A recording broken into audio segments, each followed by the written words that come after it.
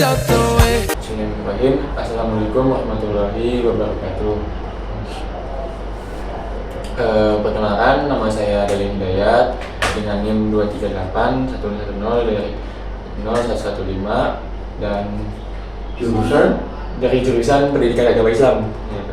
Saya Munifan Nakhliah dari jurusan PAJ.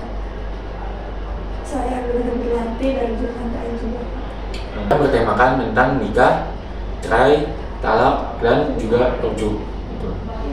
Mungkin langsung masuk aja ya ke yang pertama itu. Kemudian nama Bapak dengan gelarnya Fahru Rozi, Fahru Rozi. MHI, Untuk jabatan di KUA ini Bapak sebagai Bapak Kepala KUA. Kepala KUA. Untuk Bapak tuh jadi Kepala KUA tuh udah berapa lama Pak di sini tuh Pak? Jadi Kepala KUA tuh? Di sini baru setahun. Oh, baru setahun. Terus ini langsung masuk ke topiknya aja ya Pak, mungkin seputar nikah. Yang pertama itu, kalau ada pasangan mau nikah di KUA, kira-kira apa saja yang harus mereka siapkan Pak? Persyaratannya. Iya, yang harus mereka siapkan buat nikah itu. Oh, persyaratan nikah itu surat pengantar dari desa atau kelurahan gitu. Ini cuman itu saja, selembar. Paling melampirkan KTP, KK, akte lahir, seperti itu. Terus ada tambahan dari kesehatan, itu surat keterangan sehat gitu. Itu aja. Oh, itu aja. Terus buat pertanyaan yang kedua itu, dari pendaftaran sampai akad nikah, prosesnya seperti apa Pak? Langkah-langkahnya tuh Pak, dari awal sampai akad nikah ijab kabulnya tuh. Ya itu bawa persyaratan dari desa, terus kemudian mengikuti bimbingan di KUA, bimbingan calon pengantin gitu. Terus nikah, akad nikah. Itu aja. Untuk penentuan jadwalnya itu dari KUA atau dari pihak si mempelai ya Pak? Apanya? Kalau menjadwalkannya tuh? Iya, jadwalnya kita di sini Senin Kamis, tapi ya kalau tidak sempat karena jauh, karena perantauan, ya kapan aja terserah ya. Yang penting batasannya tuh dalam 10 hari sebelum hari H gitu. Ada kewajiban mengikuti bimbingan gitu. Gitu. Terus buat pertanyaan yang ketiga itu, apakah ada layanan nikah gratis atau bantuan dari pemerintah? Kalau ada, siapa saja yang bisa mengaksesnya Pak? Nikah di KUA tuh udah gratis sekarang tuh, ya. Jadi nikah di KUA tuh gratis.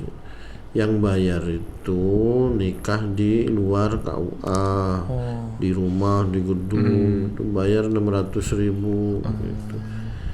Kalau di rumah pengen gratis pakai SKTM, surat keterangan miskin gitu. Jadi sekarang udah gratis nikah di pencatatan nikah. Berarti kalau nikah di kantor KUA tuh gratis ya Pak? Iya, udah Kecuali di rumah bayar 600.000. di rumah bayar 600. Kalau miskin SKTM gratis gitu. Tinggal. Terus masuk ke pertanyaan yang keempat Pak ya. Masalah apa yang paling sering muncul saat pasangan mengurus pernikahan? Ya masalah yang sering yaitu akte lahir nggak punya kan gitu, paling bikin dadak dulu bikin akte lahir, karena akte lahir itu kan jarang-jarang ya orang-orang yang sudah dewasa udah ini. Kalau yang anak-anak sekarang udah kecil masih sekolah ya udah pada punya akte kan. Tuh paling akte lahir yang repot tuh, yang nunggu gitu bikin dulu gitu. Selain akte lahir ada lagi Pak permasalahannya? Ya paling itu surat cerai kalau buat yang janda duda tuh. Itu biasanya kan orang tuh nggak tahu gitu kan, digugat cerai atau tidak, didaftarkan resmi atau tidak cerainya gitu. Jadi pas mau nikah baru repot tuh nyari-nyari gitu. Ada nggak, punya nggak gitu. Pas kalau nggak punya kan jadinya akhirnya nikah siri gitu. Nikah agama. Terus buat pertanyaan selanjutnya itu, apakah KUA memberikan bimbingan atau pembekalan untuk calon pengantin sebelum menikah? Iya, wajib itu. Pembekalan itu seperti apa Pak? Kayak bimbingan tuh Iya, kayak gimana? bimbingan ya, penasehatan, ya ngasih gambaran rumah tangga seperti apa nanti gitu. Ya ngasih bekal lah, ya pembekalan gitu. Materi tentang rumah tangga, tentang hukum Islam gitu. Eh, Masuk mungkin ya tadi yang masalah pernikahan. Sekarang tentang perceraian. Pertanyaannya itu di KUA bedanya proses cerai gugat dan cerai talak itu seperti apa Pak? Bedanya itu Pak? Cerai itu bukan di KUA. Kalau cerai itu sekarang tuh bukan sekarang, udah lama ya. Enggak di KUA cerai itu. Cerai itu di pengadilan agama. Iya. Cerai di pengadilan agama. Dulu pernah nikah sama cerai di KUA tahun sebelum tahun 90 tuh. Di tahun 89 90 sudah pisah ke pengadilan gitu. Jadi cerai gugat tuh kalau istrinya yang menggugat, kalau cerai talak suaminya yang menceraikan gitu ke pengadilan, daftar ke pengadilannya tuh suaminya. Kalau yang daftarnya istrinya ya berarti cerai gugat gitu. Terus pertanyaan selanjutnya itu bisa jelaskan nggak Pak alurnya secara runtutan mulai dari pasangan mengajukan permohonan cerai sampai akhirnya putusan perceraian itu resmi dicatat oleh KUA. Ada nggak Pak? Bukan KUA, pengadilan agama. Agama. Di sini. Iya, ya jangan terpaku ke situ. Iya. Jadi memang prosedurnya yang ini tahu ya pengadilan agama ya. Tapi ya biasanya ya kalau secara hukum acara di pengadilan agama ya begitu, daftar, bawa surat kawin, bawa KTP, terus apa namanya, membuat apa namanya tuh ya, kalau nggak salah tuh ya aduan gitu ya, pengaduan apa itu yang mau diajukan, gugatannya apa ditulis gitu, udah gitu masuk, terus ditentukan jadwal sidang biasanya 2 minggu setelah daftar. Nah, sidang pertama biasanya yang dipanggil penggugatnya gitu, atau kalau pemohonnya, kalau laki-laki namanya pemohon. Tuh nanti setelah itu dipanggil saksi-saksi para pihak semuanya gitu, terus ketok palu putusan, udah gitu aja. Terus apakah pihak pengadilan agama ikut membantu menengahi atau memberikan konseling sebelum pasangan benar-benar bercerai Pak? Iya, ada kewajibannya itu di hukum acaranya begitu, harus ada mediasi dulu. Kan kalau lihat artis cerai kan begitu, ya ada mediasi dulu tuh. Mediasi tuh di KUA ada BP4 namanya, sekarang sudah tidak pakai KUA lagi, tidak BP4 lagi, jadi langsung di pengadilan gitu. Jadi mediasi itu diadakan di pengadilan gitu. Itu pengadilan wajib mediasi dulu, tidak langsung menceraikan gitu. Terus dalam 1 bulan atau 1 tahun kira-kira berapa banyak kasus perceraian yang masuk ke pengadilan agama Pak? Saya tahu Bapak. Ya tidak tahu, ribuan. Kalau sini kan pengadilan itu satu kabupaten satu. Ini pengadilan agama Sumber ini termasuk kelas 1A gitu. Kalau tipenya 1, 2, 3 itu tipenya 1A gitu. Jadi besar karena 40 kecamatan kan. Ribuan. Mungkin bisa jadi ribuan ya. Ya kalau mau ini cek aja langsung di websitenya PA, pasti ada itu. Gitu. Terus nih pertanyaan terakhir mungkin tentang cerai ya. Menurut Bapak penyebab utama perceraian di wilayah sini tuh apa Pak? Menurut Bapak Ya yang kita Bapak tidak lihat tuh? tahu persis karena bukan kewenangan KUA. Kalau yang cerai itu ya di pengadilan, nanti di situ ada alasannya apa gitu. Nah itu. Tapi yang hasil penelitian semua data-data ya udah jelas semua tuh, yang paling banyak tuh faktor ekonomi. Lanjut ya Pak, tentang rujuk. Ya. Kalau pasangan yang sudah cerai mau balik atau rujuk lagi itu di KUA prosedurnya bagaimana? Rujuk tuh setelah cerai di pengadilan ya.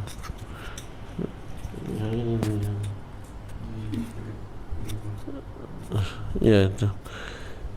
Jadi cerai di pengadilan, yang mengajukannya laki-laki, suami, itu namanya cerai talak, ya kan? Kalau yang mengajukannya perempuan namanya cerai gugat. Kalau cerai talak itu dalam hukum Islam disebutnya talak roj'i. Talak roj'i itu talak cerai yang bisa rujuk. Kalau yang perempuan yang mengadukan namanya khulu, gugat cerai itu dalam hukum Islam tuh. Nah khulu ini termasuknya bain. Bain itu tidak boleh rujuk, tidak bisa rujuk. Ya, rujuk itu ngomong aja hak suami merujuk istrinya, kan gitu, tanpa wali ya. Beda sama nikah. Kalau nikah kan harus wali yang menikahkan. Nah ini yang laki-laki suaminya setelah cerai dapat surat cerai, nanti langsung ke KUA selama masa iddah. Masa iddah itu masa tunggu. Iddahnya perempuan yang ditalak suami itu 3 kali suci menurut hukum Islam. Nah di KUA dipakainya 90 hari berdasarkan kompilasi hukum Islam Indonesia KHI. Jadi 90 hari, selama masa 90 hari itu bisa rujuk. Kalau sudah lewat tidak bisa rujuk. Kalau mau balik lagi harus nikah baru pakai wali. Sama yang istri yang menggugat cerai juga, kalau dia mau balik lagi bukan rujuk, namanya nikah baru. Itu jadi tinggal bawa surat cerainya, mengajukan permohonan rujuk ke KUA, terus nanti KUA-nya mencatat rujuknya gitu. Jadi tinggal ikrar rujuk suaminya, saya merujuk kamu gitu. Udah gitu aja, nanti ada saksi, tanda tangan selesai. Kemudian Nanti setelah rujuk itu surat rujuknya, akta rujuknya yang dari KUA tuh ya, surat pencatatan rujuknya itu dibawa ke pengadilan. Terus untuk mengambil sebuah buku nikah yang dulu dipakai cerai gitu. Jadi diambil lagi buku nikahnya. Oh sekarang katanya buku nikahnya tidak diambil lagi. Kalau mamanya hilang atau pengadilannya tidak mau ngasih buku nikahnya, ya buku nikah baru dikasih sama KUA gitu. Tuh. kemudian apakah KUA memberikan pendampingan atau nasihat khusus untuk pasangan yang mau rujuk? Ya iya, pokoknya sebelum nikah, sebelum rujuk itu harus ada bimbingan gitu. Terus pertanyaan selanjutnya ya Pak, bagaimana KUA memastikan rujuk itu sah menurut agama dan juga tercatat secara resmi? Iya, nanti dicatat kalau memang belum habis masa iddahnya gitu. Ini batasannya cuma sebelum iddah aja, sebelum habis 90 hari gitu. Sekarang untuk tantangan sama harapannya apa ya? Mungkin menurut pengalaman Bapak itu tantangan terbesar KUA dalam mengurusi nikah, cerai, atau rujuk itu apa Pak? Oh, masyarakat masih banyak yang nikah siri. Itu, nah setelah nikah siri itu kan statusnya jadinya nggak jelas tuh. Kalau dia pengen cerai lagi, pengen nikah lagi, nah itu kan statusnya jadi nggak jelas gitu. Ya, padahal secara prosedurnya harusnya ke pengadilan dulu, isbat nikah namanya, terus nanti bikin surat cerai sekalian, terus nikah lagi. Yang di masyarakat banyak kan tidak mau repot, jadi nikah siri terus pengen nikah lagi, repot lagi, bingung lagi. Itu banyak kayak gitu tuh. Jadi nikah siri itu akhirnya ya itu setelah punya anak baru daftar ke KUA gitu. Nah itu juga repot lagi karena anaknya kan belum bisa bikin akte lahir gitu. Itu paling gitu. Jadi kita nih di KUA nih saingannya sama itu kawin siri itu ilegal. Terus apakah ada program atau kegiatan khusus di KUA ini untuk membantu pasangan memperkuat rumah tangga mereka, Pak? Ya ada. Kita nih nerima konsultasi itu kewajiban kita nih ya. Terus kita bikin tiap hari itu ya podcast, live streaming di TikTok gitu. Itu banyak gitu ya yang nanya, yang itu manfaat buat masyarakat. Itu sekarang zamannya sudah canggih. Terus penyuluhan agama juga kan sudah pada bikin konten-konten penyuluhan di masing-masing akunnya gitu. Kan KUA tidak hanya penghulu, ada penyuluh gitu. Penyuluh agama gitu. Kalau boleh minta saran, kebijakan apa yang menurut Bapak perlu diperbaiki atau ditambah oleh pemerintah terkait urusan perkawinan dan perceraian? Iya, jadi yang nikah siri tuh harusnya langsung dipidana gitu. Itu baru bagus tuh. Jadi nanti tertib gitu, semua nikah didaftar ke KUA gitu. Sekarang kan masih belum jelas, jadi di undang-undang perkawinan tuh masih pelanggaran gitu, kayak pelanggaran lalu lintas gitu, denda gitu. Dendanya di undang-undang tuh Rp50. Jadi yang ada kurungan penjara itu cuma 3 bulan bagi yang menikahkan secara ilegal gitu. Jadi yang menikahkannya gitu, seperti ustadz, kiai itu kan kayak gitu tuh bisa dipenjara itu, cuman disebutnya pelanggaran 3 bulan maksimal gitu. Maksimal 3 bulan paling sebulan gitu. Itu kalau udah yang laporin. Kalau nggak ada yang laporin, sekarang kan banyak yang nggak laporin. Itu alasannya karena secara agama sah gitu. Nah itu, ini kendalanya kita gitu. Jadi harusnya yang nikah siri itu dipidana gitu. Mungkin segitu aja Pak buat wawancara bersama Bapak tentang nikah cerai ya Pak, buat Bapak yang udah ngeluangin waktunya. Mungkin sekian. Makasih Bapak. Wassalamualaikum warahmatullahi wabarakatuh. Waalaikumsalam.